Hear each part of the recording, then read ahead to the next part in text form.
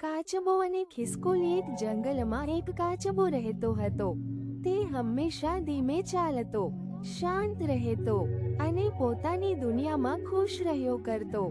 પણ અન્ય પ્રાણીઓ હંમેશા તેને મજાક બનાવતા. ખિસકોલી: અરે કાચબા ભાઈ, તું તો હજુ પણ પથ્થર જેવો ધીમો. આમે તો વાદળમાં ઉડી જઈએ ને પાછા આવી જઈએ.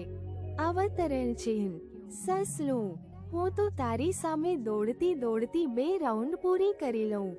અવતરણ ચિહ્ન: કાચબો ચૂપચાપ હસતો રહેતો. એક દિવસ ખિસકોલીએ કાચબાને ચેલેન્જ આપી.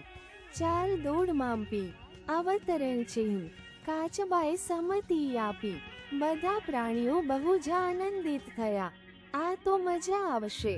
અવતરણ ચિહ્ન: દોડ શરૂ થઈ. ખિસકોલી ઝટકામાં આગે નીકળી ગઈ.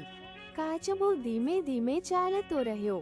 થોડું આગળ જઈને ખિસકોલીએ વિચારી લીધું, આ કાચબો તો કેટલો ધીમો છે. હું જરા આરામ કરી લઉં. તે ઝાડ નીચે સૂઈ ગઈ. કાચબો ધીમે ધીમે પણ સતત આગળ વધતો રહ્યો. થોડા કલાકો પછી તે ખિસકોલી પાસેથી આગળ નીકળી ગયો અને અંતે લક્ષ્ય સુધી પહોંચી ગયો. જ્યારે ખિસકોલી જાગી ત્યારે કાચબો પહેલેથી જીતતો થઈ ગયો હતો.